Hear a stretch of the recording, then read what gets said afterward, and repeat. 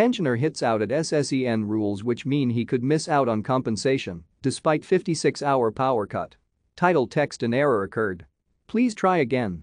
Success email address: sign up. A Northeast man left without power for nearly 60 hours during Storm Corey could miss out on compensation due to a 2-hour loophole. Timothy Ferrari is one of thousands of people who have been cut off during the recent storms in the Northeast. Following Storm Arwen, the Bridge of Alford man received £420 compensation from Scottish and Southern Electricity Networks (SSEN).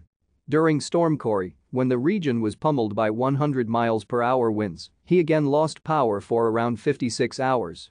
But because it was briefly restored for 2 hours, meaning one power cut of 36 hours and a second of nearly 20, Mr. Ferrari does not believe he will receive any compensation. SSEN has committed payouts will be made to customers left in the dark for a continuous outage of 48 hours or more. Those who experienced separate outages that weren't continuous but add up to 48 hours have been told compensation will be considered on a case-by-case basis. I am a bit cross, and that is putting it mildly, Mr. Ferrari, 82, said. I don't even think it is worth trying to claim for any compensation, as I think I will just receive a statement back telling me my power was off on 2 separate occasions. I am a bit cross, and that is putting it mildly. My power was out for around 36 hours and then it returned for 2 hours before it went out again for nearly 20 more hours. If I was in front of an SSE senior figure, I might be inclined to accuse them of protecting shareholders' money rather than paying out for my loss in power. Winds brought on by Storm Corey and Storm Malik were even stronger than those the Northeast faced during Storm Arwen. In all, more than 115,000 properties across the UK were without power following storms Malik and Corey hit the area.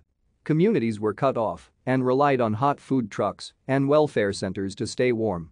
A spokeswoman for SSEN Distribution said that those with a continuous outage for 48 hours could expect to be paid by the end of March, with claims considered on a case-by-case basis.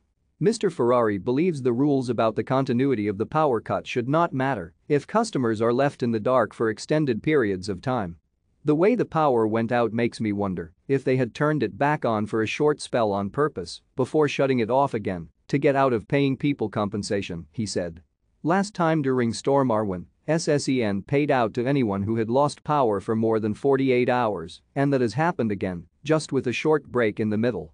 Costs of food and accommodation to be considered, the SSEN spokeswoman said. We apologize to customers who were disrupted by loss of power during storms Arwen, Malik, and Corey, 3 of the most extreme weather events to impact the Northeast in decades.